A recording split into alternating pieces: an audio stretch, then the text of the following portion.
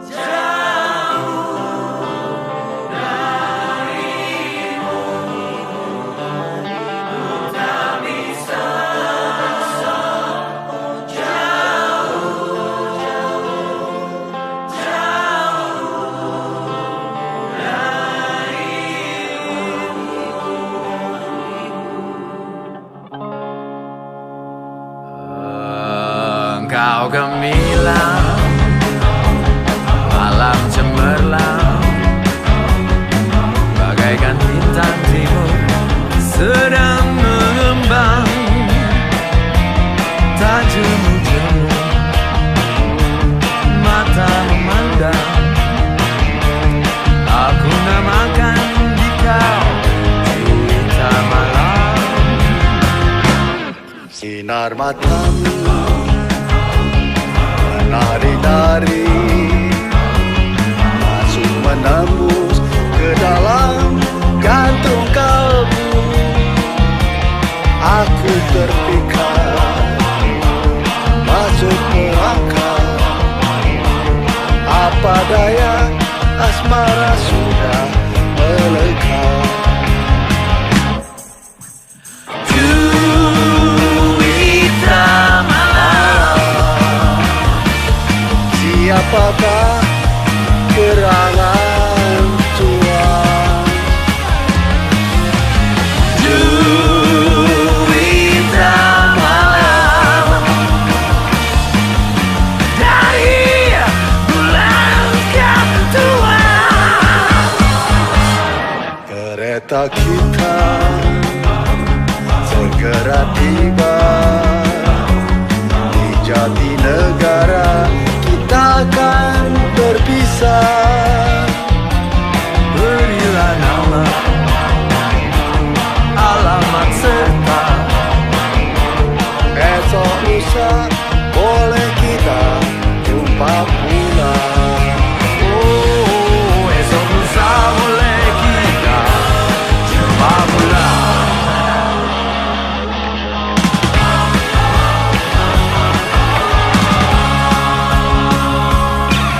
Dari Sabang sampai Merauke, berjajah pulau-pulau, sambung menyambung menjadi satu.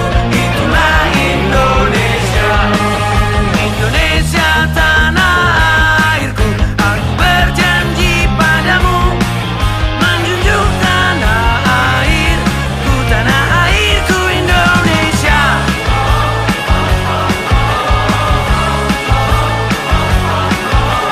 Sabang sampai Merauke, menjadi pulau-pulau, sambung menyambung menjadi satu. Itulah Indonesia.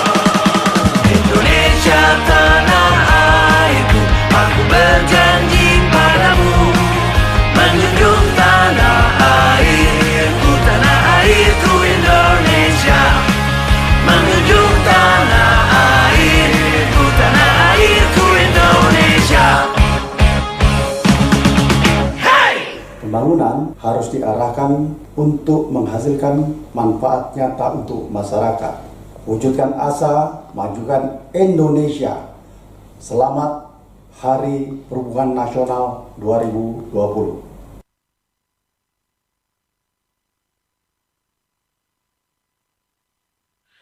Tak bisa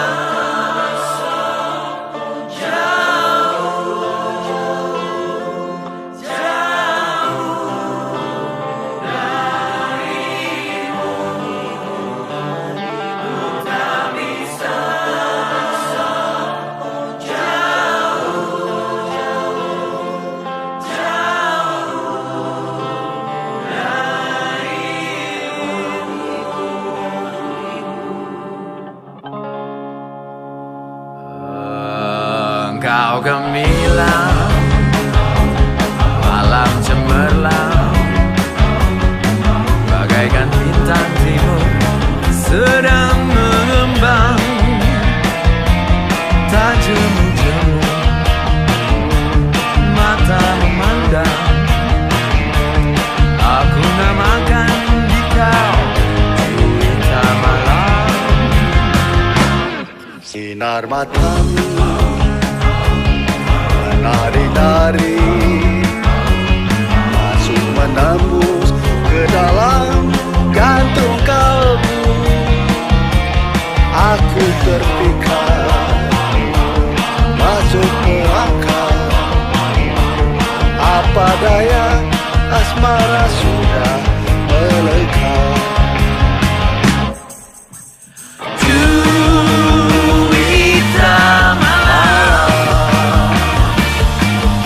apakah gerangan cuan? Duita malam dari bulan ketuaan. Kereta kita segera tiba di Jatinegara, kita akan berpisah. Berilah nama, alamat serta Esok lusa boleh kita jumpa pula. oh, esok lusa boleh kita jumpa pula.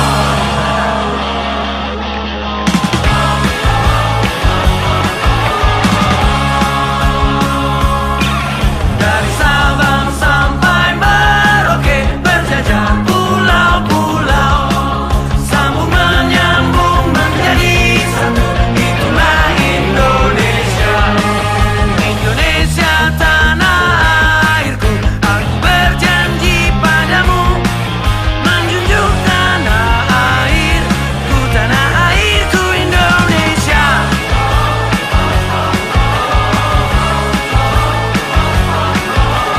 Sabang sampai Merauke, berjajah pulau-pulau, sambung menyambung menjadi satu. Itulah Indonesia. Indonesia tanah airku, aku berjanji padamu, menjunjung tanah airku Indonesia, menjunjung tanah airku Indonesia. Hey! Pembangunan harus diarahkan untuk menghasilkan manfaat nyata untuk masyarakat. Wujudkan asa, majukan Indonesia. Selamat Hari Perhubungan Nasional 2020.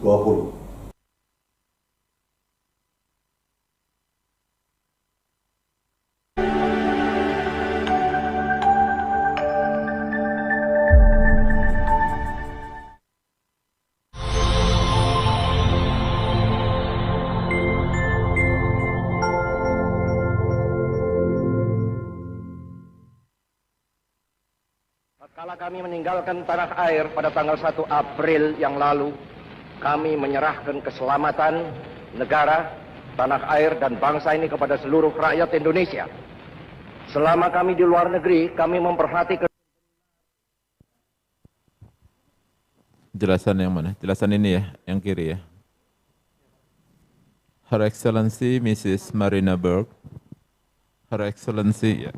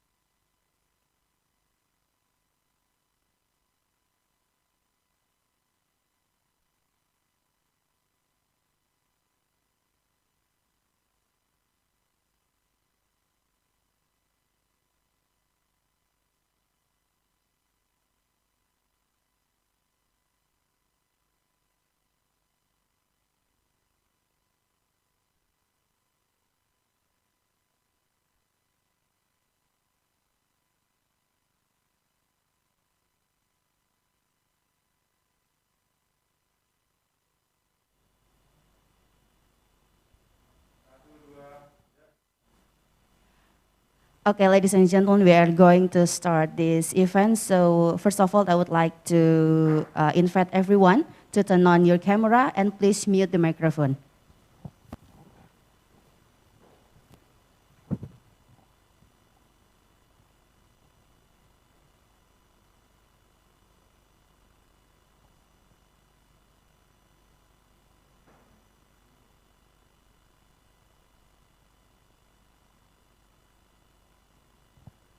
Good morning. Assalamualaikum warahmatullahi wabarakatuh. Shalom, Om Swastiastu, Namo Buddhaya. Greeting to all of us. Her Excellency, Mrs. Marina Burke, the Ambassador of Sweden to Indonesia and Timor-Leste, the Honorable Head of Human Resources Development Agency on Transportation, Mr. Sugiharjo, officials of the Ministry of Transportation of Indonesia, officials of the Embassy of Sweden to Indonesia and Timor-Leste, and all blessed cadets and participants. Ladies and gentlemen, I'm Eka, and it's precious chance for me to be your master of ceremony in this very wonderful occasion. First of all, let us thank God, who has given us His blessing and mercy, so that we could gather here together in this very, very wonderful event. Ladies and gentlemen, welcome to the Ambassadorial Lecture, Ambassador of Sweden to Indonesia and Timor-Leste, with a very interesting topic, current situation of transportation and logistics in Sweden and its challenge. Ladies and gentlemen, even though we are still facing this pandemic era, today, Human Resource Development Agency on Transportation, in collaboration with the Embassy of Sweden, conducted this event virtually in order to give insight to cadets about the transportation system in advanced country. And ladies and gentlemen, in this wonderful event, we have some serial agenda as follow: the opening, and then we are going to singing Indonesian National Anthem. And the next is opening remarks from the head of Human Resource Development Agency on Transportation, Mr. Sugiharjo. And then the ambassadorial lecture to the Ambassador of Sweden to Indonesia and Timor-Leste, Her Excellency, Mrs. Marina Burke. And finally, we will have a discussion and closing. So ladies and gentlemen, starting this event, let's stand together to sing Indonesia National Anthem. I would like to invite all participants, ladies and gentlemen, to stand up.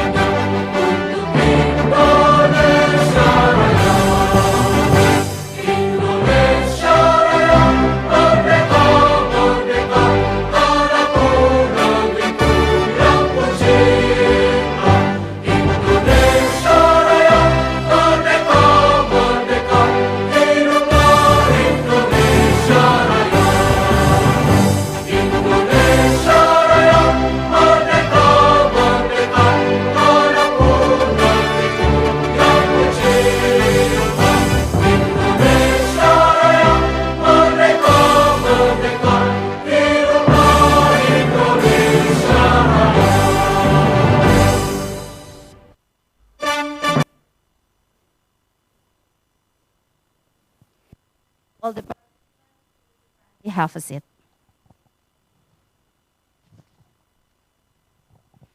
Ladies and gentlemen, the next agenda is the opening remarks that will be delivered of Human Resource Development Agency on Transportation. Mr. Sugiharjo, the time is yours. Thank you. Her Excellency, Mrs. Marina Burke, Ambassador of Sweden to Indonesia and Timor-Leste, officials of the Ministry of Transportation of Indonesia, officials of the Embassy of Sweden to Indonesia and Timor-Leste, cadets, participants, guests, ladies and gentlemen. Good morning. Assalamualaikum warahmatullahi wabarakatuh. In this wonderful morning, let us praise God Almighty for all his blessing that we could gather here. It is a great pleasure for me to deliver this welcome speech on behalf of the Ministry of Transportation. I would like to take this opportunity to express my highest appreciation and gratitude to Her Excellency Mrs. Marina Berg for taking time to be our main speaker in this ambassadorial lecture with the title Current Situation of Transportation and Logistics in Sweden and its Challenges. I also would like to convey the best wishes and special thanks from our minister, Mr. Budi Karya Sumadi, to Her Excellency Mrs. Marina Berg. This event, conducted virtually by the Human Resources Development Agency on Transportation in collaboration with Embassy of Sweden, which aiming to give insights to cadets about the transportation system in the advanced country.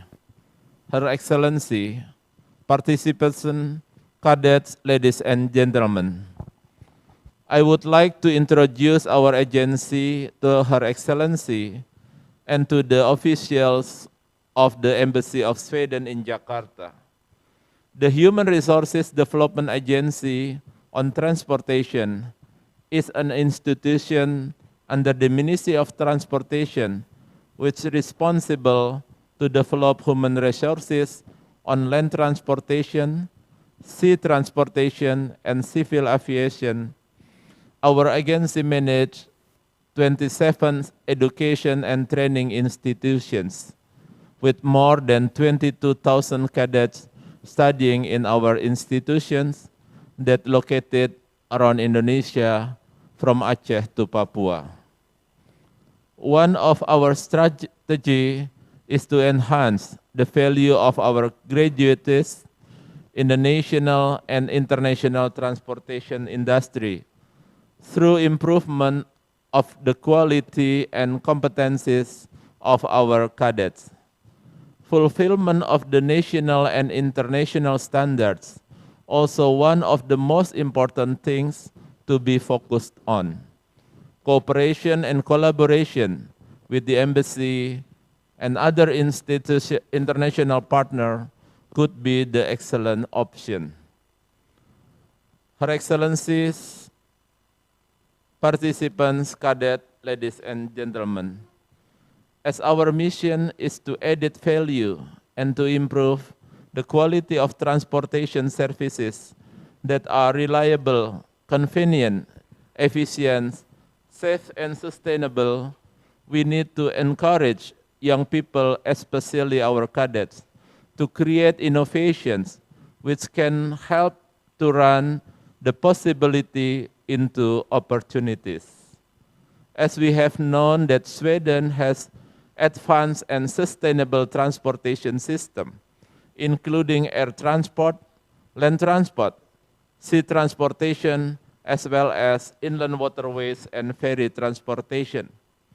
Therefore, we hope this ambassadorial rector could help our cadets to expand their knowledge about international transportation system, especially in Sweden. It is indeed a great pleasure and proud privilege to have Her Excellency, who will share valuable insight about how Sweden has established and managed the transportation system as well as the challenges. For cadets, I hope you all could gain the knowledge and expand your understanding regarding transportation system from Sweden as well as from other countries. Our event today would be notable one, since we have important and competent speakers. This is a good start for us to exchange our knowledge and experience about the current transportation condition.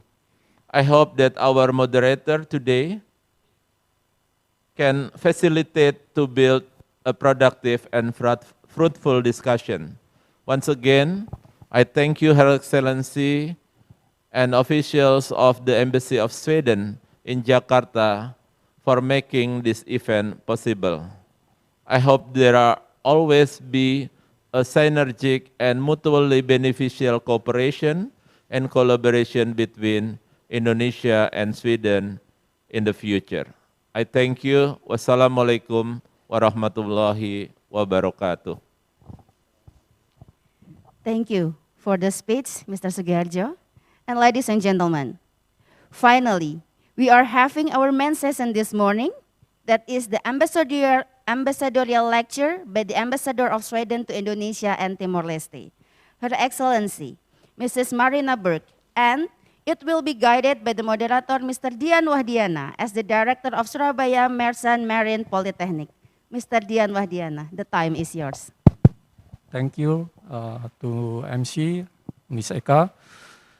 The Honorable Her Excellency, Ambassador of Sweden to Indonesia and Timor-Leste, Mrs. Marina Berg. How do you do, Madam Ambassador? Thank you so much you joining this event. The Honorable Head of Human Resource Development Agency on Transportation, Ministry of Transportation Indonesia, Bapak Sugiharjo, selamat pagi Bapak. Head of Center for Partnership Facilitation and International Organization, Mr. Derry, selamat pagi. Secretary Agency of Human Resource Development on Transportation, to Secretary of Directorate General of Land Transportation, Sea Transportation, Civil Aviation, Railway Transportation, as well as Secretary of Research and Development Agency on Transportation and Secretary of the Greater Jakarta Transportation Authority. To Head of the Center for Human Resource Development on the Land Transportation, Sea Transportation, and Civil Aviation, as well as Human Resource Development of Transportation Apparatus. To Director of Polytechnics, Academies, and Education and Training Institution, all beloved cadets and participants, ladies and gentlemen. Assalamualaikum warahmatullahi wabarakatuh. Om Swastiastu, Nama Budaya, very good morning. My name Dian Wahdiana, Director of Polytechnic of Merchant Marine Surabaya. It is an honor to me to be your moderator in this important event of Ambassadorial Lecture that held by Human Resource Development Agency on Transportation in collaboration with Center for Partnership Facilitation and International Organization and Swedish Embassy in Jakarta. Ladies and gentlemen, as the world population continues to grow, particularly in developing countries, low cost and efficient transport has an essential role to play in the growth and sustainable development. Therefore, transportation as the backbone of the world economy must be able to encourage trade and bring great benefit to people's life. And Indonesia, as one of the largest archipelagic countries in the world with hundreds of the seaport and the airport and huge number of the human resource the working in the transportation sector, need to maintain is the resource to the providing safe and secure, environmental friendly and efficient transport. Related to those vision, Ministry of Transportation has committed and has taken some measurable strategic steps, including in providing capable and competent human resource in the transportation sector. As has been mentioned by Head of Human Resource Development Agency on Transportation, this our agency in charge in developing the capability and competency of the human resource on the transportation, cooperation and collaboration with our international partner could be one of excellence chosen. And our event today, Ambassadorial Lecture, into stimulate not only our cadet curiosities, but also we have this event can bring opportunities for both state Indonesia and Sweden to strengthen our cooperation. Okay, I would like to invite our speaker, Her Excellency Ambassador of Sweden to Indonesia and Timor-Leste, Mrs. Marina Berg. Before I would like to deliver a brief introduction about Madam Ambassador. Please show on the screen CV. Full name is the Marina Berg, birth of date February 18, 1968. She has experience, next. She has experience in strategic related position into Sweden foreign affairs, some of them. In February 2020, Ambassador of Sweden to Timor-Leste. February 2019, Ambassador of Sweden to ASEAN. November 2018, Ambassador of Sweden to the Republic of Indonesia, Embassy of Sweden, Jakarta. 2016 until 2018, Director, Deputy Head of Department for International Development Cooperation, Ministry for Foreign Affairs of Sweden. 2015 until 2016, Deputy Director, Head of Section for Western Balkan Department for European Union, Ministry for Foreign Affairs of Sweden. 2011 until 2015, Deputy Director, Head of the Section for EU International Development Cooperation Ministry for Foreign Affairs of Sweden. 2007 until 2011, Deputy Director, Head of the Section for EU International Development Cooperation Ministry of Foreign Affairs of Sweden. Next, okay. Continue. She has graduated from the Johns Education. Next. She has graduated from the Johns Hopkins University for its niche School of Advanced International Study, SEIS, Advanced International Study, International Relations, Bologna, Italy, and then University of Lund, Philosophy Candidate in Economic Lund, Sweden. She able to speak different languages. They are Swedish, English, German, Italian, and French. Next. And then the last, interest and hobby, running and golf. Very sorry, Madam, if we would not correctly say. Now let's to listen a presentation that delivery by Mrs. Marina Berg. The topic, current situation of transportation and logistics in Sweden and its challenges. I'm sure the cadet and participant really look forward to it. Madam Ambassador, we would like to inform you that you have about 20 minutes for the presentation. Please, the time is yours, Madam. Thank you very much. Please. Okay. Thank you. Thank you very much for this very nice introduction. Sorry, Madam, not clear. Your sound not clear. Clear? You hear me now? Okay. Thank you very much, Madam. You hear me now? Yes, it's very clear. Yes, clear. okay. Thank you. Thank you. Thank you very much for this very nice introduction.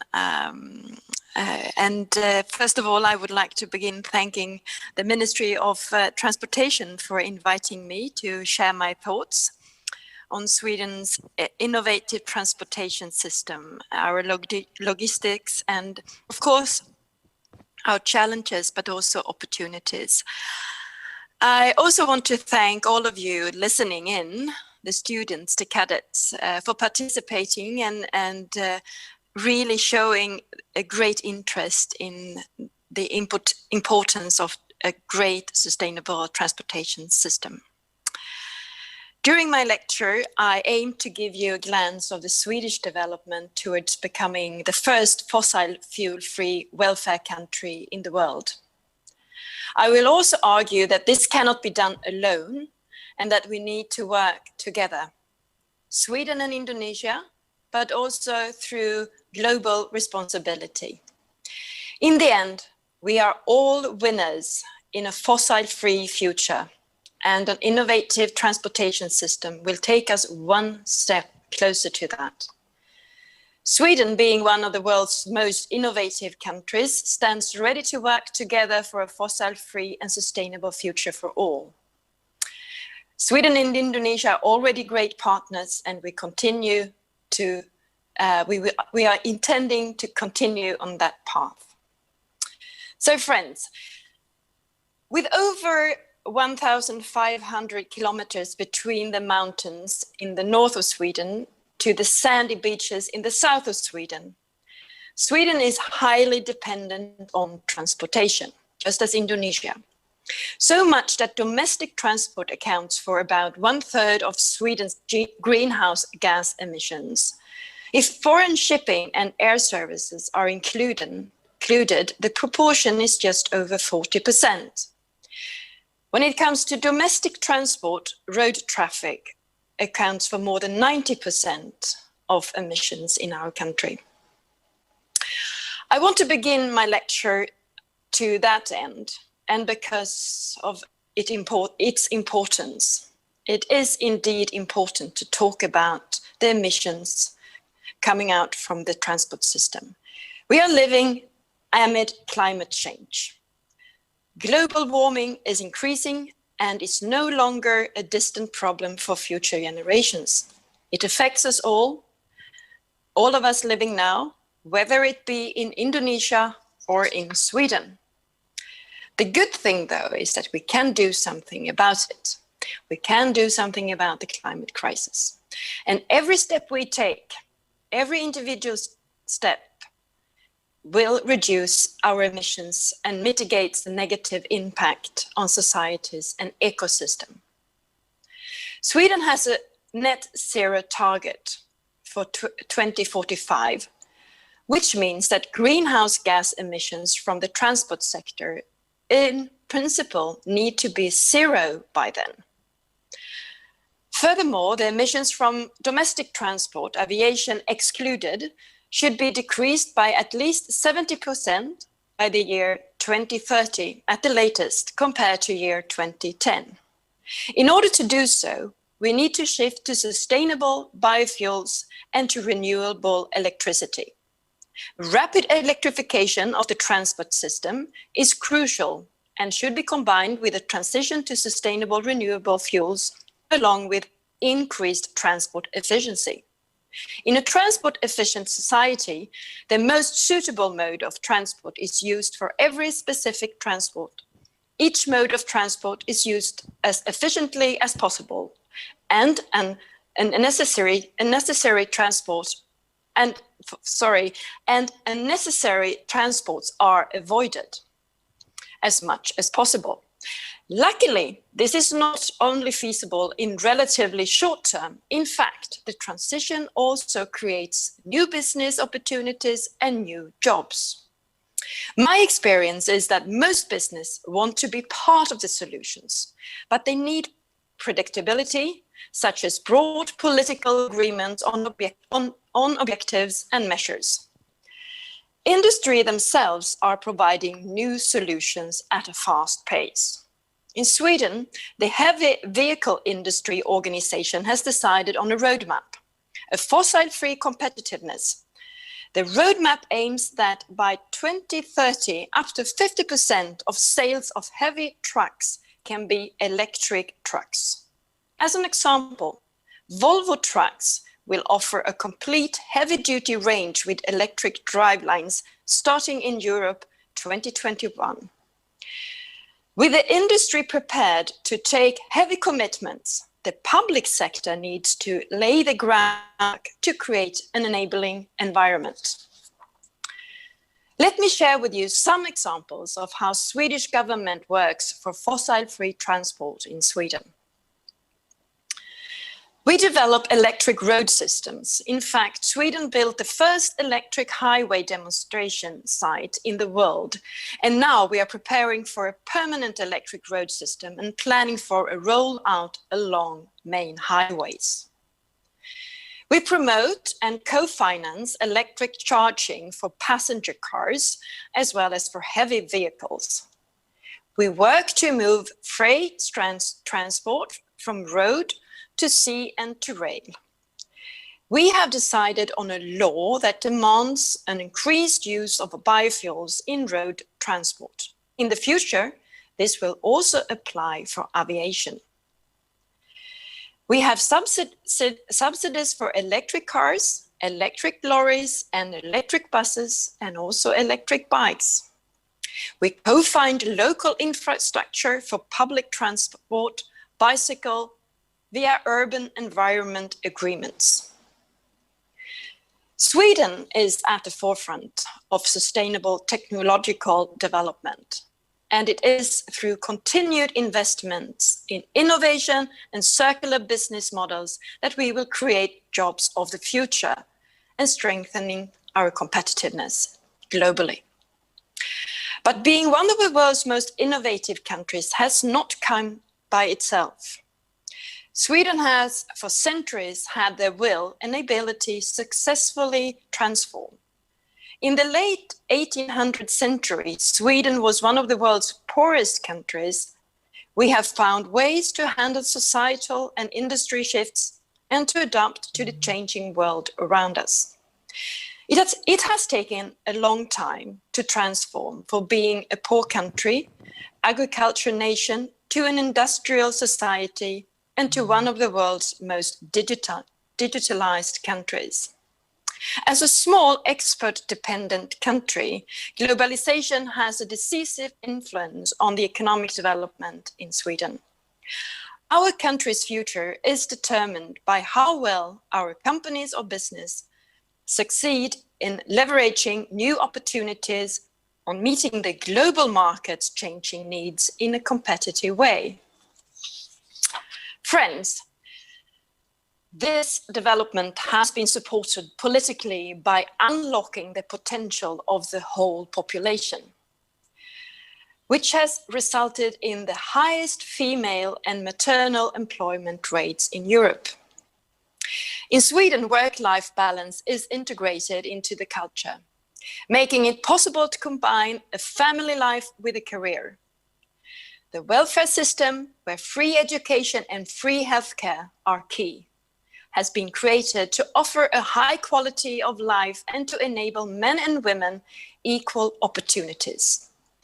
Daycare costs are subsidized by the government, making it affordable for all families.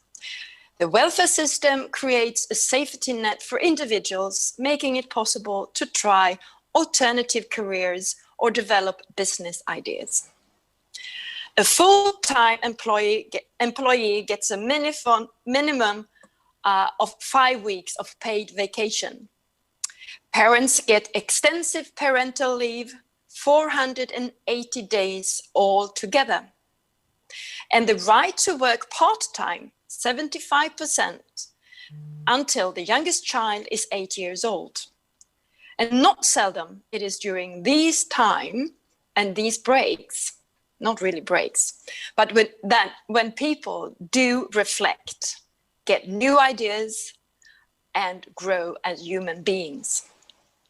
We strongly believe in the power of creativity. Throughout daycare, the school system, and work life, creativity is encouraged. Letting people free their mind and think outside the box has paved the way for success in many areas. This has not only made Sweden the world's #1 exporter of music in relation to GDP, but also resulted in global success in literature and films and design, spectacular tourist attractions, and exciting digital companies revolutionizing their industries. An open and international and where influence and competences come together creates hotbed for new ideas. Add to this a Swedish management style that encourages cooperation and critical thinking. From early age, we are taught to question. The Swedish workplace is characterized by a casual atmosphere and is less hierarchical than in many other countries. There is a strong belief in the individual's capacity to take responsibility and a will to reach compromise and consensus when it comes to making decisions and reaching solutions. Innovation is also core business in Sweden's business sector. A surprisingly large number of multinational export companies have started their journey in Sweden. With a small domestic market, Swedish companies with an ambition to grow need to export to customers around the world. This made Sweden an early player on the globalized market.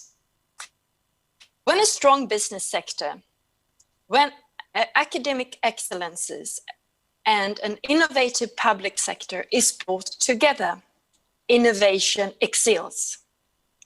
We have a long tradition of collaboration among these three sectors in Sweden.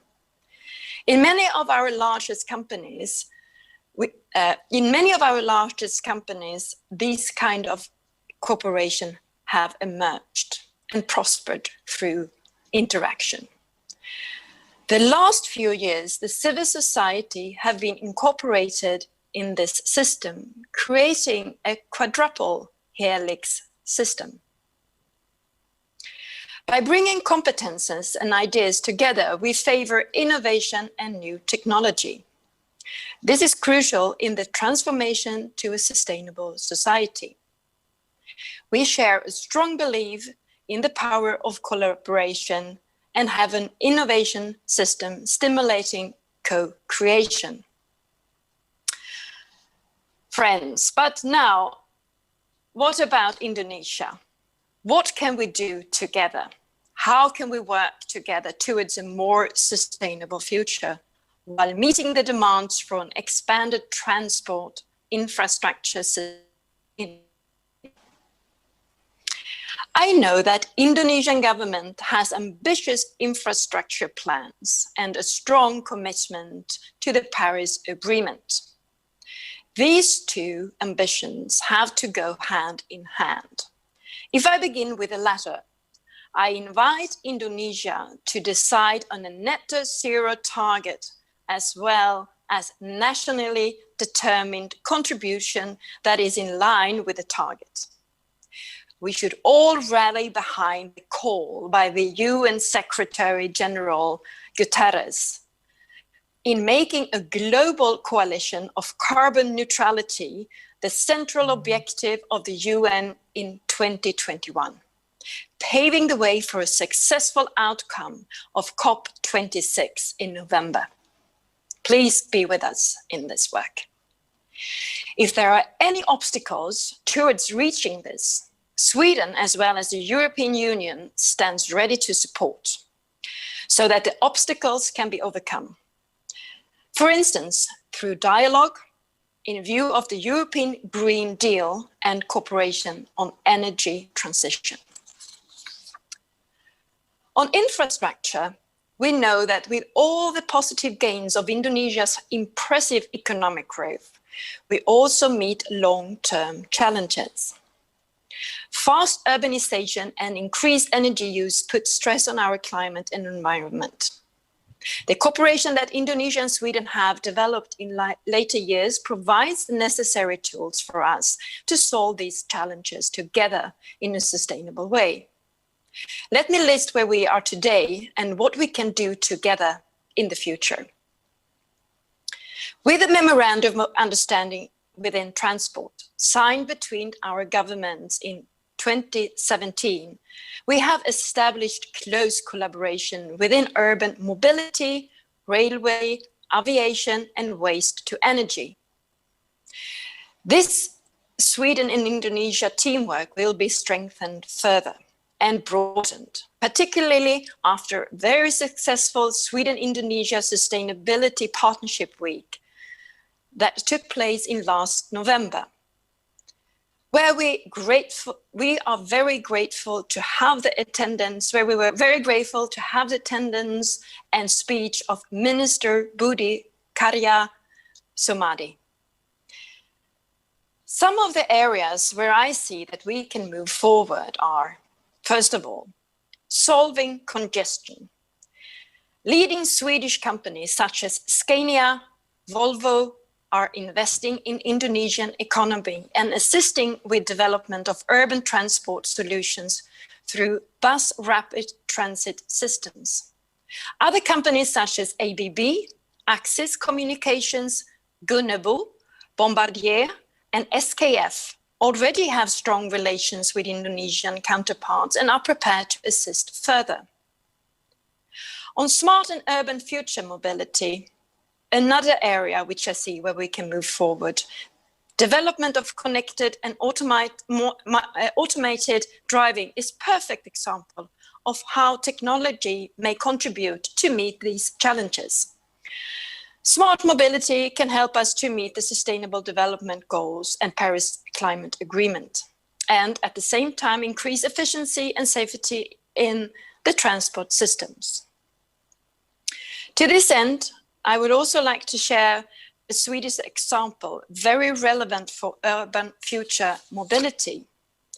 Sweden is namely currently working towards the implementation of geofencing. Geofencing, where connected vehicles within a zone can be limited or controlled to some extent, enables both cities and the countryside to use more green solutions. In Sweden's second largest city, Gothenburg, this is used on electrical and hybrid buses. On some routes, the buses switch to electric operation and speeds are reduced. This use of the technology gives the right speed, it's more quiet, and pollution-free public transport is underway. Another area where we can move forward is within electrification. Electrifying our cars, buses, and trucks will be key in improving air quality in our cities and enabling the transition in fossil-free welfare society. The Swedish government is planning to accelerate electrification of all modes of transport. We are also planning for investments in electric road systems. Sweden is currently testing several techniques like this, some also suitable for public transport in urban areas. To this end, we are happy to see the ambitious plans of electrification of the Jakarta bus system. We have now engaged to see how Swedish solutions and know-how can make difference. For instance, through electric buses from Scania, as well as the supporting infrastructure, such as ABB's charging stations.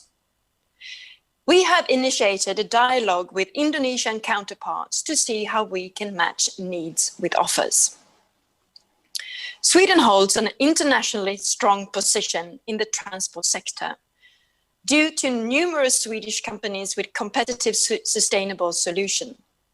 Several projects focusing on developing sustainable infrastructure have been successfully accomplished in Indonesia thanks to close collaboration between our countries and Indonesian and Swedish companies.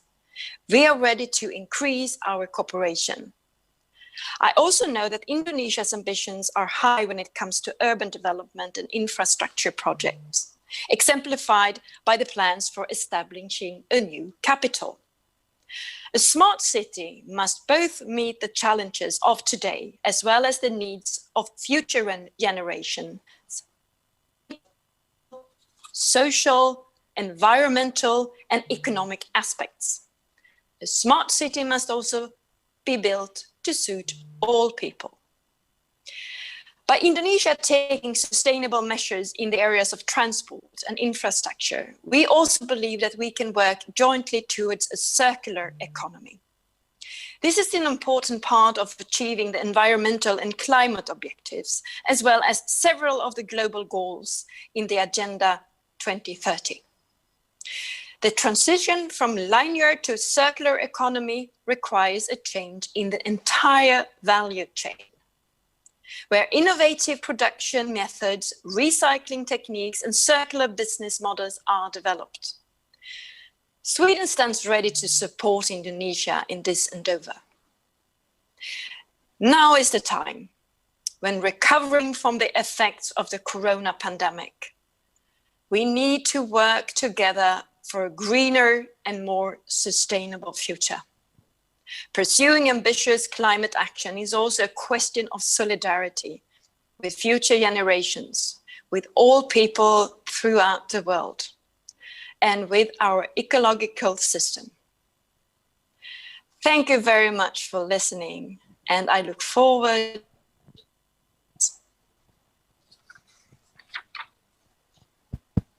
Give an applause. Thank you very much, Madam Ambassador. I make it the point, the presentation described in Sweden, all the transportation must be as efficient as possible. For example, is the electrical energy source for many transportation to establish zero air pollution. All are interrelated among the government with the welfare system, digital companies, and other which show the collaboration and coordination to reach the target. I would like to say thank you that the Sweden and the European Union will support Indonesia to achieve the transformation to establish zero target related to the air pollution and green solution by using more modern technology. I think this is the summary your presentation. Before we move the next session, this is the information.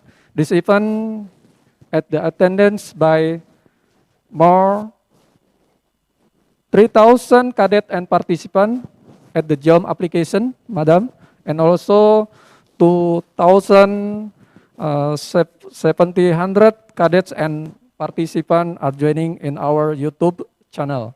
This is the information. Thank you very much, Your Excellency, for your insightful presentation. Now we are moved to next session with an interactive discussion with cadet and participants. So for this discussion, it's better directly answer and question to make it easily understood and focus on this discussion. We invite cadets to ask question. Maria, okay. Please, Maria, cadet from Surabaya Merchant Marine Polytechnic, can to show on the screen, please. Good morning. Introduce myself. Yes. My name is Maria, cadet of Polytechnic of Merchant Marine Surabaya. First of all, I would like to thank you for the presentation you gave to us. I'm interested to know about the sea traffic management or STM. Yes. The system reduces administrative burden. However, on other side, its risk of tracking data also puts a risk at Maria, ship at risk. Maria, please loud and clear because they have the noise. Okay. Repeat again, Good morning. please. Good morning, Madam Ambassador. Let me introduce myself. My name is Maria, cadet of Polytechnic of Merchant Marine Surabaya. First of all, I would like to thank you for the presentation you gave to us. I'm interested to know about the sea traffic management or STM. On one side, the system reduces administrative burden. However, on other side, its risk of tracking data also puts a ship at risk, since the data also contains sensitive and confidential. How the authority manages this data security issue? Thank you, Madam Ambassador. That's all? Okay. Okay. Thank you, Maria Helena from the Surabaya Merchant Marine Polytechnic. I say question again, Madam. There, she is interested to know about the sea transport management, STM. One side, the system reduce administration burden. However, on the other side, it the risk of trending data also put a ship at risk, saying the data also contain sensitive and confidential. How the authority manage this data security issue? And then maybe Madam can do the answer and give the question. Thank you. Thank you very. You want me to try to answer? Yes. Okay. Right. Well, thank you very much, Maria Grazia Helena, for the very question. As an ambassador, I'm not a specialist in sea traffic management. But on the other hand, the challenges we see and are confronted with when it comes to security of data concerns us all in many other areas as well. So just from a general perspective, systems with great security needs need to be in place. So you have to put security on high priority, but also, of course, it needs to be supported by firm rules and regulations. And I was earlier talking about the need for close cooperation between government and the private sector. And this is a specific area where we really need to have this very close cooperation between the private business and governments. This is for sure a public good we are talking about and should be carefully handled by governments. If you need any more on these questions, I would be happy to come back to you on that. But as I said, I'm a specialist on sea traffic management. Thank you. Okay. Okay, thank you, Madam Ambassador. Thank you for your answer. How about this, Maria? I think you have understood this explained answer from the Madam Ambassador. And then the next, the cadets, Alvin Maulana Putra, okay. Alvin Maulana Putra, please give the answer clear and briefly for to the understood. Thank you. Alvin, go ahead. Okay, good morning, everyone. Time is yours. Okay, thank you very much, Your Excellency, for your fruitful presentation. My name is Alvin Maulana Putra, cadet of Banten Merchant Marine Polytechnic. Without wasting anyone's time, I would like to jump to my question.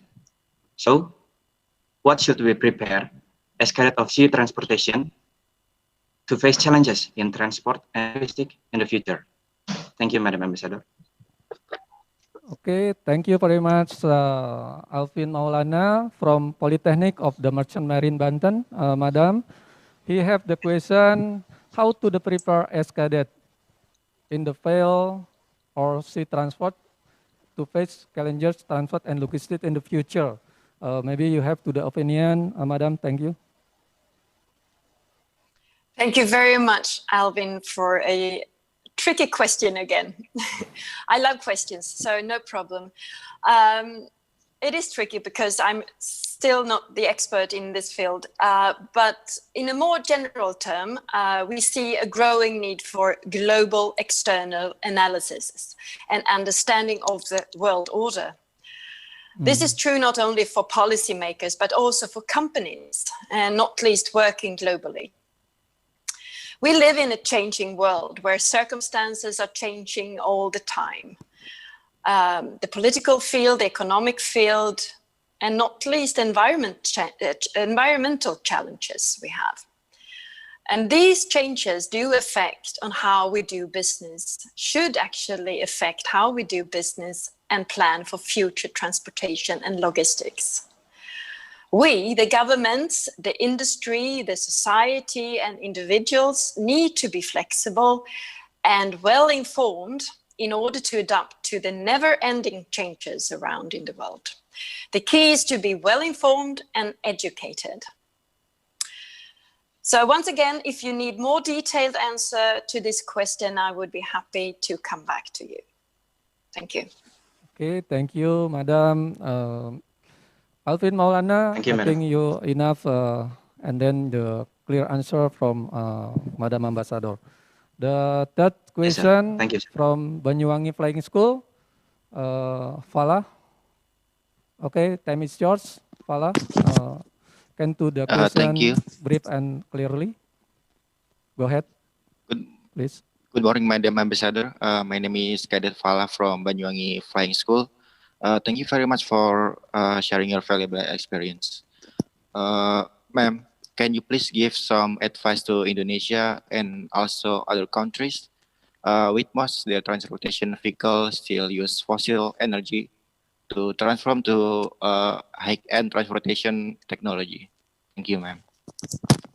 Okay, this is the simple question, Madam. They want to know to the transport fossil energy transportation to update high technology. Maybe you have to the same opinion. Thank you. Please, Madam, time is yours. Yes, thank you. Thank you for the question, Fala. I don't want to presume that I could or should tell Indonesia or any other country for that sake on what the solutions are.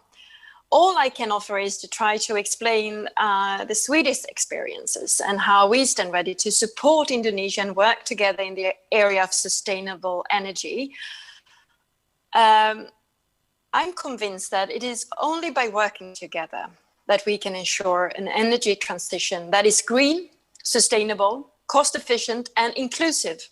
With inclusive, I mean it should be there for everyone, for all people.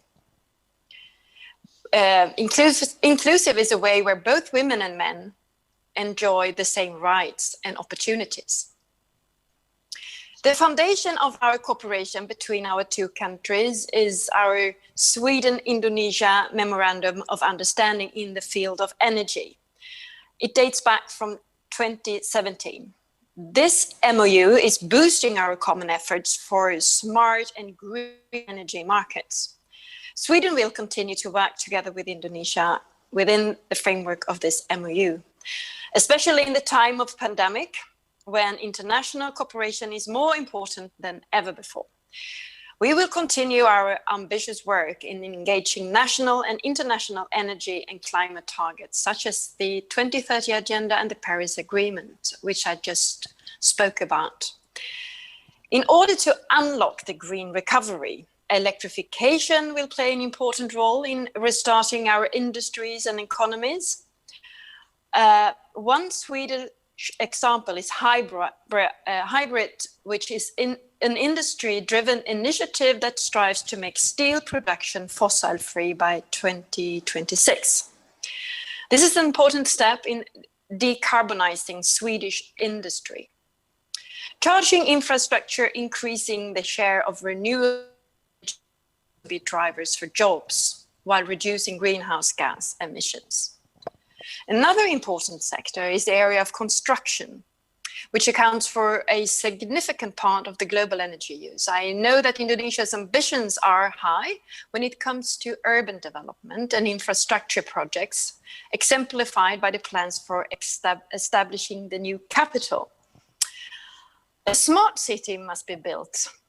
The new capital must be a smart city and must both meet the challenges of today as well as the needs of future generations in terms of digital, social, environmental, and economic aspects.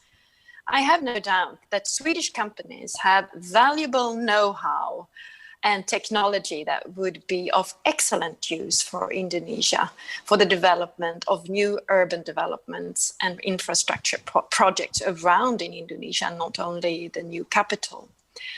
And Swedish companies have, as many of you know, a long-standing presence in your country and have contributed to economic growth, job creation, and transfer know-how through their investments. There are great opportunities to strengthen the cooperation between Indonesia and Sweden in the field of renewable energy and energy efficiency. The platform is there for collaboration and cooperation.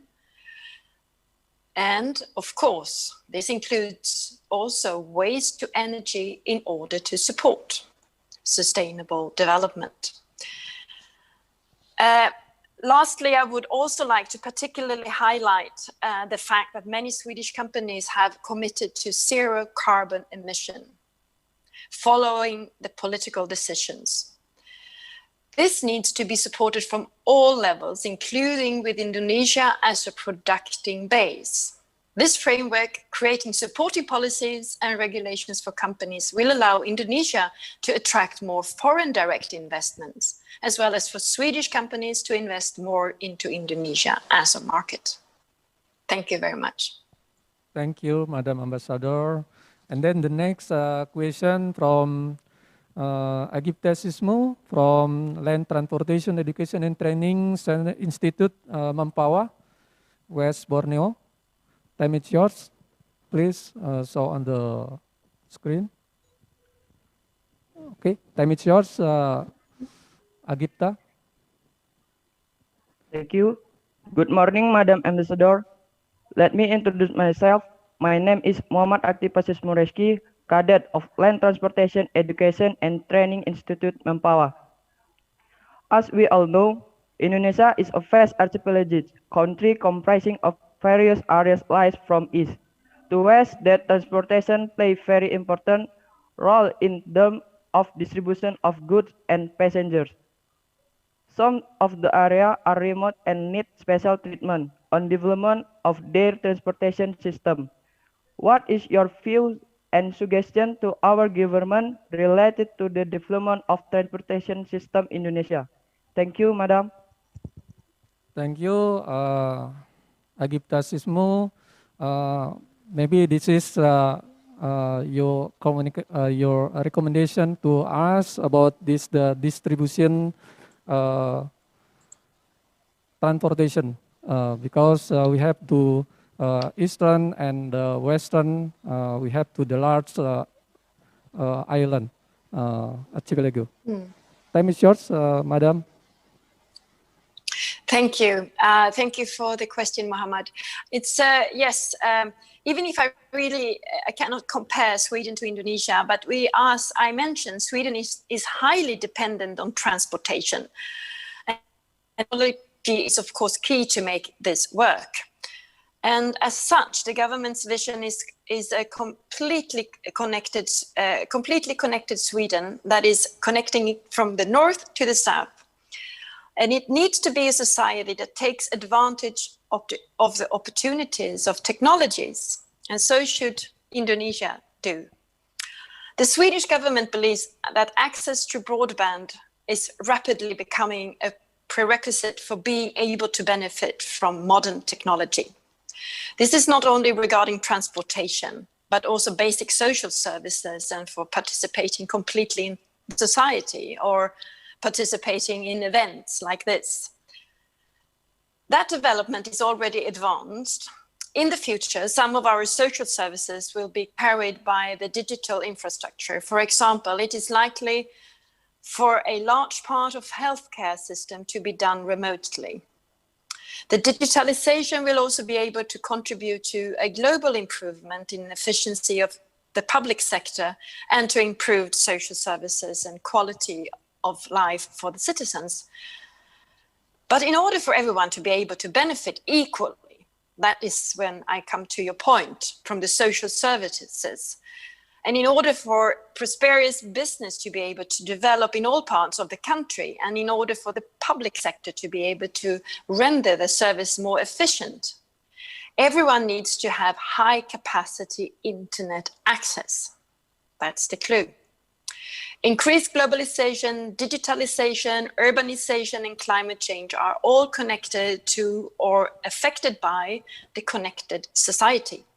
It is important to achieve in Sweden, it's important to achieve that everything sticks together, where there are opportunities for living and working for everyone in the entire country.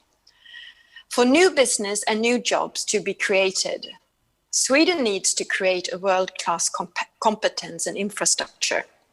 Broadband connecting creates opportunities, of course, for smart solutions that help facilitating people's everyday life. In the government strategy, smart industry, broad and accelerated digitalization is a fundamental theme. That goes for most of things we face in our daily life, as well as cooperation programs initiated by the government. And especially this is something very important and concerns smart cities. Thank you very much. Thank you, Madam Ambassador. I think Agipta Sismu can to understand your answer question. Next question from Rahmat Agung from Polytechnic of Indonesia Railway Madiun. Okay, time is yours. Okay, thank you. Rahmat Agung, silakan. Go ahead. Good morning, Madam Ambassador. Let me introduce myself. My name is Rahmat Agung Apriati, cadet of Polytechnic of Indonesia Railway Madiun. Swedish citizens use public transportation such as a metro, buses, commuter train, and LRT or tram instead of private cars. I wonder how the government of Sweden controlling the virus outbreak. The second question is how the government protect the passenger, especially women, to be free from abuse and harassment since the issues. Thank you, Madam. Okay, they have two questions. First, he want to know to the Swedish use public transport, and then how to the Swedish government control the virus COVID-19 outbreak. And then the second question, how to the government protect passenger, especially for the women. I think this is the question from Rahmat Agung. Time is yours, Madam. Can to the answer. Thank you. Thank you very much for these two questions, Ramat. The first one I interpret as regarding the virus outbreak and how Sweden is handling the pandemic. In Sweden, the goal is to limit the spread of the infection in order to save people's lives, protect public health, and ensure that healthcare resources are available for all people. Sweden's public health response is firmly based on expertise and lessons learned. Measures are regularly being evaluated, fine-tuned, and have been adjusted accordingly in response to developments on the ground. We are tackling the COVID-19 pandemic through both legally binding measures and recommendations. We have aimed for long-term recommendations possible to follow over time. Sweden perhaps stands out for two decisions. We decided early on that to close our preschools and primary and secondary schools was not an option. We also decided not to have a full or forced lockdown of society. Many other decisions and recommendations made Swedish life and society change radically due to COVID-19. But we decided to make detailed solutions and recommendations for different sectors of society, not to have a general lockdown. It's quite similar to an Indonesian one. Let me also underline that there is a misunderstanding that Sweden has chosen a radically different strategy than other countries. I do not believe that countries differ that very much when it comes to which kind of strategy they adopt. We are using similar tools to most other countries, promoting social distancing, protecting vulnerable people and groups, carrying out testing and contact tracing, and reinforcing our health system to cope with the pandemic. We, of course, also share the same goals as all other countries to save lives and protect public health. Life is not carrying on as normal in Sweden. I spent a couple of weeks in Sweden over Christmas, and it's very much different compared to just in the summer when I was there as well. Many people are staying at home, and many have stopped traveling and meet socially. This has had evident effects on Swedes as well as on the Swedish economy, just like in other countries. Many businesses are folding. Unemployment is expected to rise dramatically. Economic considerations have never been the basis for the Swedish strategy for COVID-19. That is one thing to remember. The government has been forced to take several economic measures instead to mitigate the economic effects, and will still do a lot. And we still do not know how quickly our economy can recover. Regarding your second question, let me first say that Swedish government is a feminist government. This means, in general, to consistently underline the consequences of a specific situation or circumstance on gender equality, women and girls. Seek ways to mitigate the consequences and improve the situation for women and girls also in the long term. In our foreign policy, we urge other countries and organizations to do the same. During the pandemic, we see that the most vulnerable groups are hit the worst. Women and girls are one of those groups. COVID-19 is a pandemic that affects people of any ethnicity, religion, sex, gender, geography, and nationality. However, the pandemic affects people differently, depending on their circumstances, which is particularly visible when comparing women and men. Circumstances need to be thoroughly addressed because of gender norms and pre-existing inequalities. The COVID-19 pandemic risks having a disproportionate impact on women and girls all over the world. This is for fact, and this is based on research.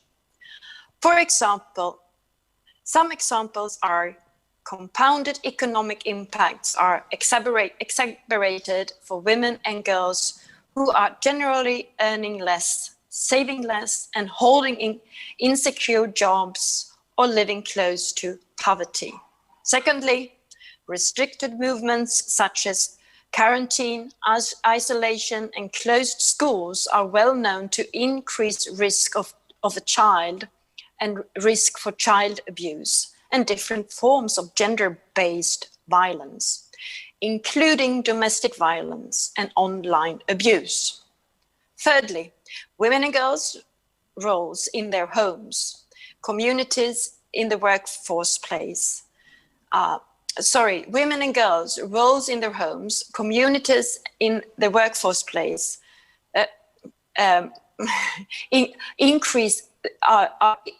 within the workforce place, increased risks of exposure to COVID-19. This includes unpaid domestic work, as women often take care of the elderly, the sick, and children not going to school, as well as in health workforce, where the majority are women. So, what does Sweden do to address this, both nationally and internationally? We are active. The Swedish government works to ensure the use of gender analysis in all interventions to assess gender implications, address existing inequalities, and seize opportunities to strengthen women's voice and agency. We ensure that Sweden's partner organizations have enough resources and capacity for gender-sensitive response to COVID-19.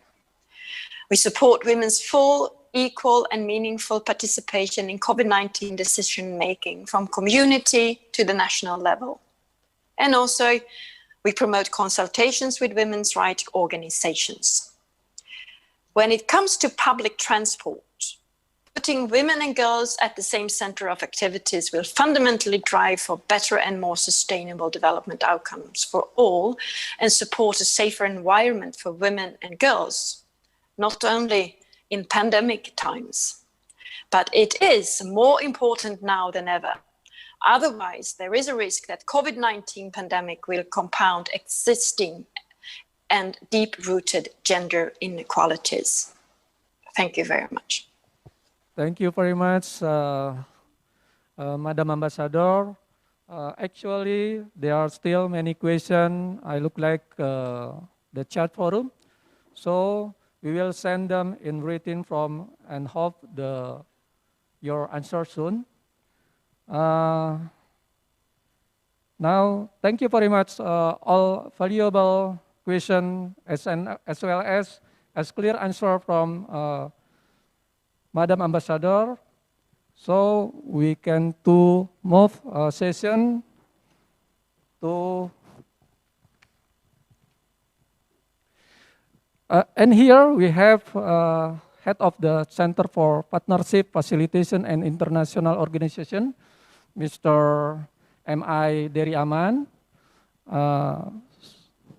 Please show the CV. Brief introduction about him. Full name, M.I. Dery Aman, and then he was born on 16 April 1971. He graduated from Brawijaya University, majoring Economic and Development Studies in Malang, East Java, Indonesia, 1993. Latest education and training on Senior Diplomatic School, Ministry of Foreign Affairs, Indonesia, 2009. Next, working experience, one of them, latest as the Director for Dialogue Partner and Inter-Regional Cooperation, Directorate General of ASEAN Cooperation, Ministry of Foreign Affairs of the Republic of Indonesia, September 2012 until September 2016. Next.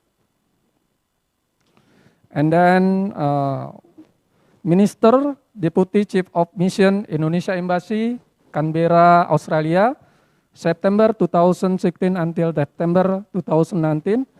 So we would like to invite Mr. Dery Aman so that he can give and share his view on the presentation in general lecture. Time is yours. Bapak, silakan. Thank you very much. Okay. Thank you very much, Pak Dian, as our moderator this morning. Honorable Bapak Sugiharjo, the head of the agency, and of course, Your Excellency Ambassador, Madam Marina Berg. First of all, I would like to thank, of course, the comprehensive presentation that you have presented to all the cadets and all of us here.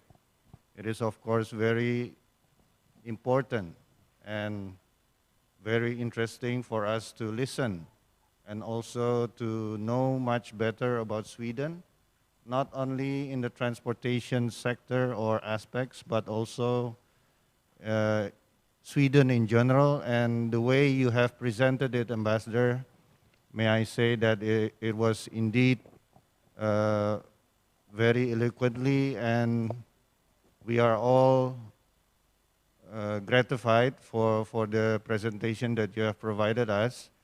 And I strongly believe that it will be very useful for our cadets and also for our academias in our academies and polytechnics, but also for me personally, since I've never been to Sweden, but it's something that I am looking forward to do in the near future. If I may, as a discussion, Ambassador, I just would like to highlight some of the important aspects that you have provided to us, and maybe through the key points that I'm going to share with everyone. It would be easier for all of us to further understand and take notes, especially for the cadets, since after this ambassadorial lecture, the cadets will be assigned to come up with their ideas and also summarize all the presentation that you have given to us. First of all, we are clear that your presentation has focused on the transforming of transportation, the road to sustainable mobility, and also the challenges as well as the opportunities along the way that Sweden has faced in transforming its transportation system.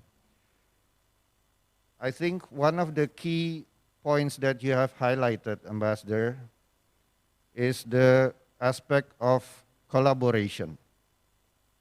It is indeed a key for Swedish development and experiences that I would say Indonesia could take as a good example in developing its transportation system. Another point is about automation. You have explained to us the importance of automation towards an automated society. And you have also provided us a glimpse of the activities in Sweden of doing the real environment testing. You have given us the example of Sweden going into the world's first electric highway. And if I may go further, the transportation system in Sweden, with all the contours and situation that you have in Sweden, which more or less could be taken as almost like Indonesia, is to provide solutions for the movement of people and goods without reducing environmental quality, using new technologies, methods and ways of doing business, which is something crucial for us perhaps in Indonesia to look further.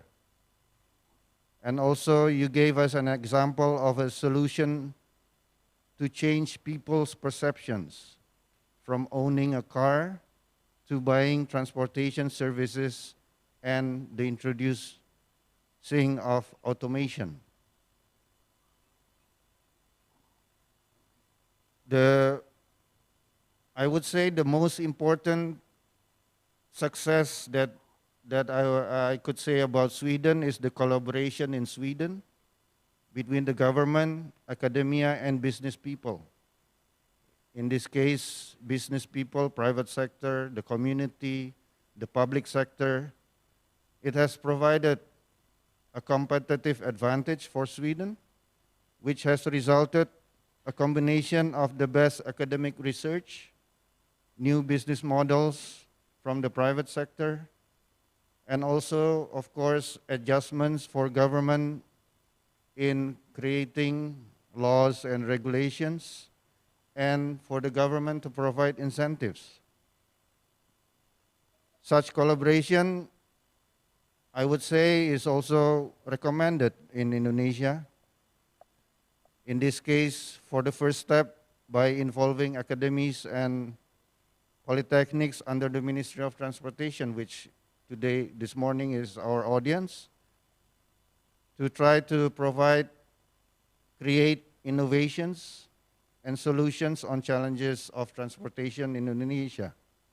And then, of course, the next step is how to work together with our private sector so that recommendations to the government can be submitted, and for the government to decide whether we could make it or we could implement it through laws and regulations.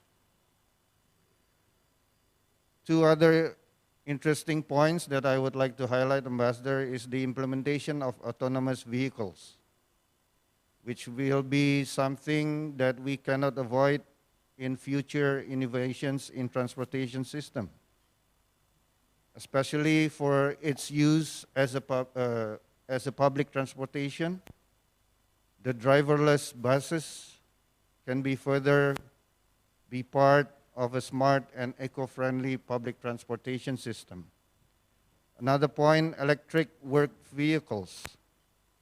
We are fully aware that Sweden is one of the innovative countries which could change transport for logistics and construction to a more environmental friendly, which is aimed to meet the highest demand in driver safety and environmental standards.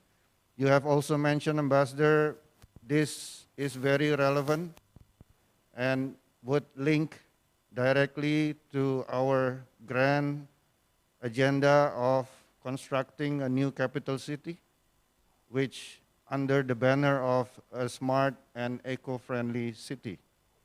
And I am also fully aware that your colleagues from Business Sweden has already have an initial discussion with the task force that we have in the Ministry of Transportation with regard on how we can plan and build a smart transportation system in our new capital city in the future.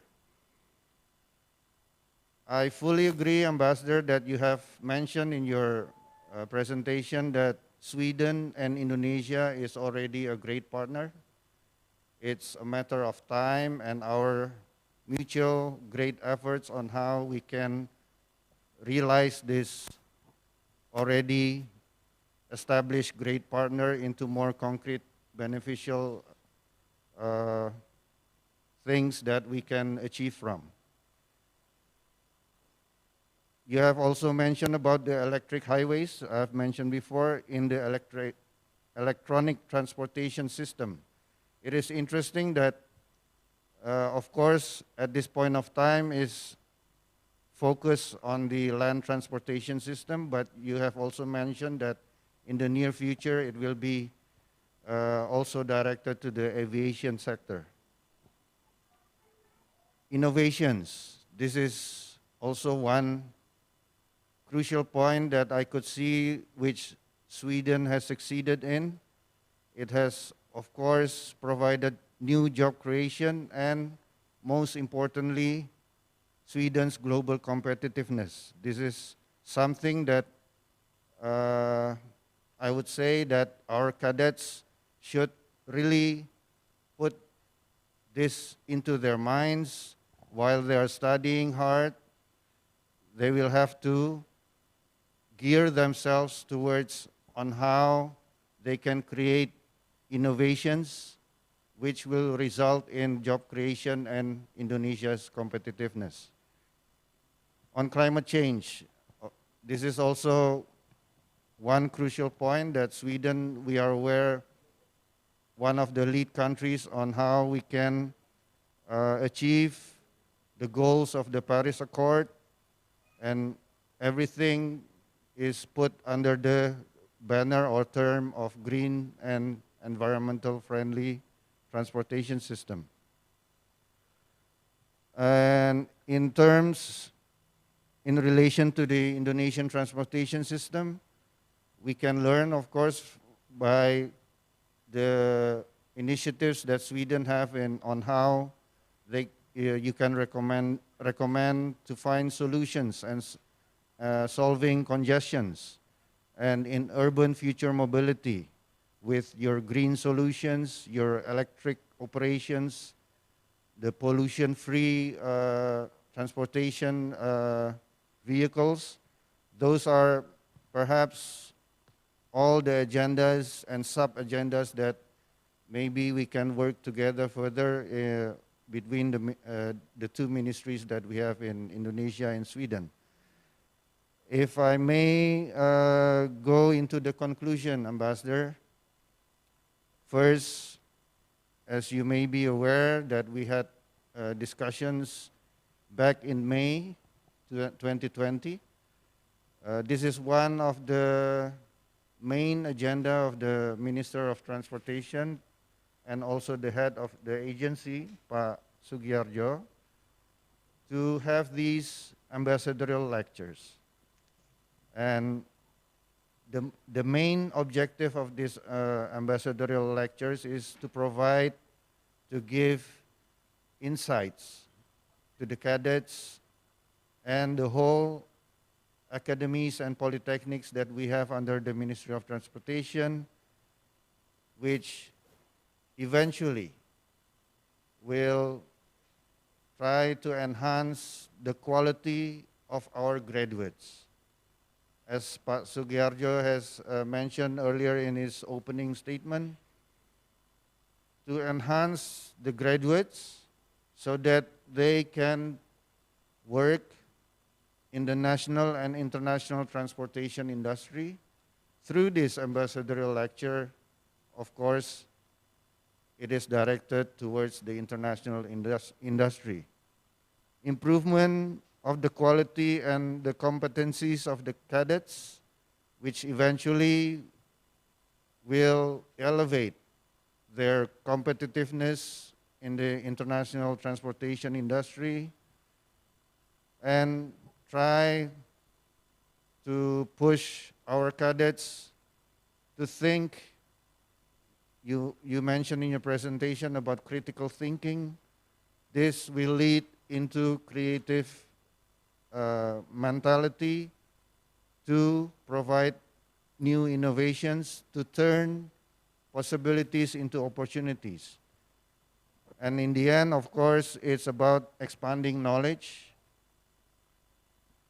on the international transportation system that we can learn from, in this case from Sweden, together with all its challenges. And as you have also presented about Sweden in general, you mentioned about the advanced situation of Sweden in music, in literature, in films. I can remember all the movies actors from Sweden, Ambassador. And in the end, it's simply to provide international dimensions and experiences to the cadets. And to close my role as a discussion,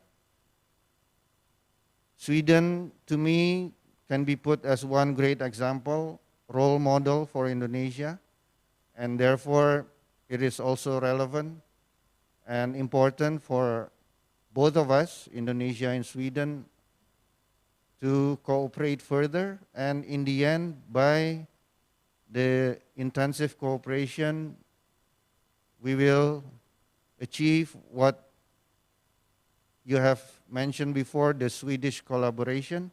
And I hope with the collaboration between Indonesia and Sweden, the transportation system in Indonesia can be further advanced. And also, I'm fully aware of Sweden's interests with the development of the new capital city in East Kalimantan.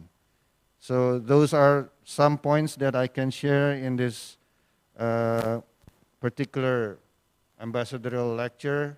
Once again, personally, I would like to thank you, Ambassador, and also I would like to congratulate the agency, Pak Sugiarjo, for this ambassadorial lecture, and also to all the academies and polytechnics, together with the cadets that have joined us this morning in this interesting, fruitful, and important ambassadorial lecture.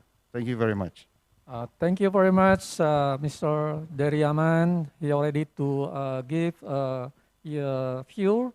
So now we have to the next agenda before the end. Probably we have some closing statement from Mr. Sugiarjo and also the Madam Ambassador. But first, we give us and share closing statement from Bapak Sugiarjo. Time is yours.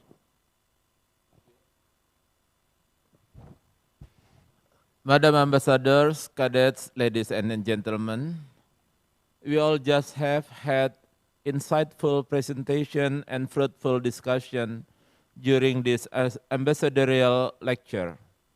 We all have heard that Sweden has sophisticated transportation system which safe, secure, reliable, accessible, and integrated among transportation modes. And the most important thing, Sweden has already provided and operate the green transport for sustainability of environment in order to overcome the climate change problem.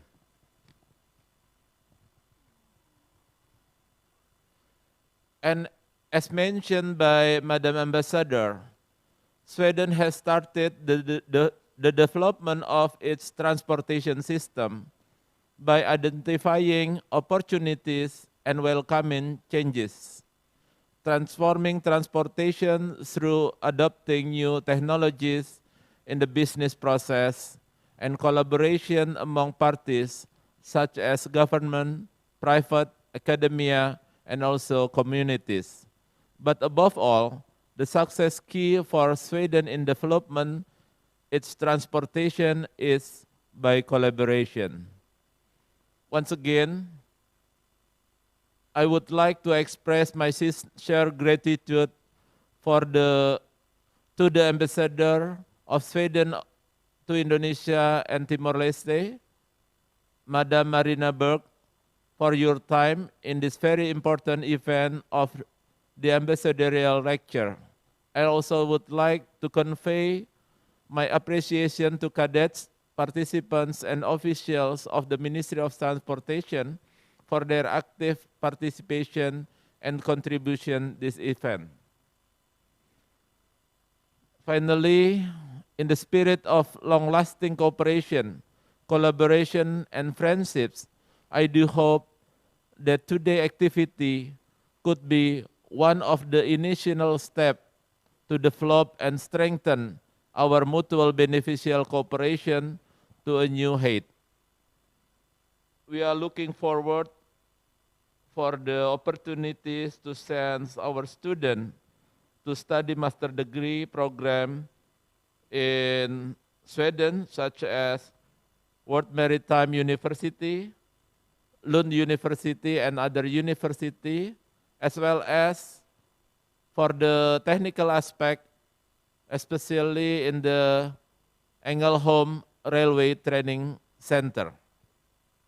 May God be always with us and bless all of our effort to materializing a better transportation sector through development of capable and competent human resources.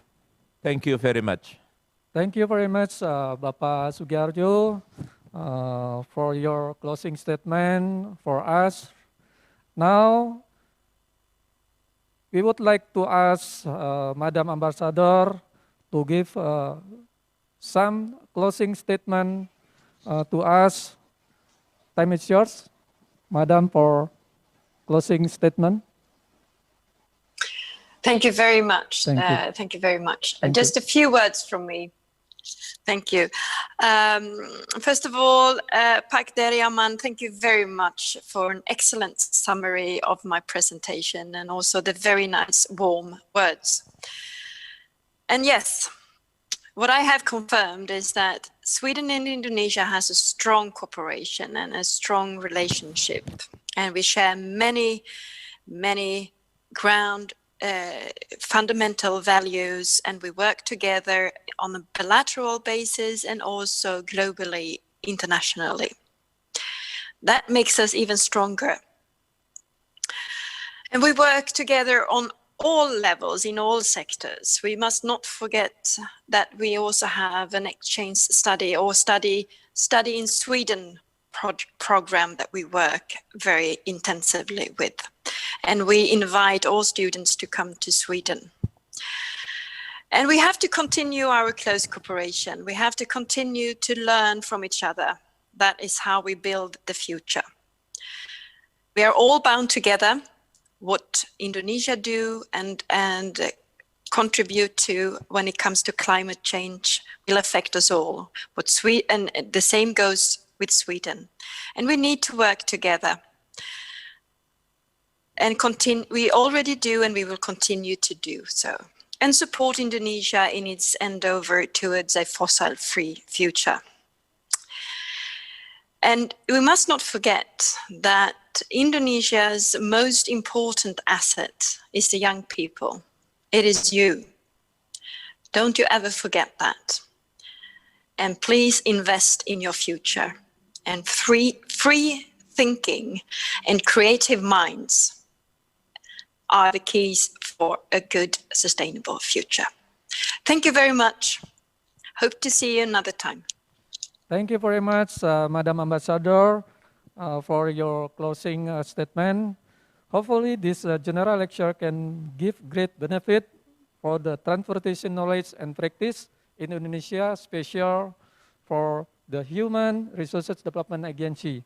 Okay, please give a very big applause to our guest today, Her Excellency Mrs. Marina Berg, and also Bapak Sugiarto dan juga Bapak Dery, all the audience who give full attention and participation during the lecture.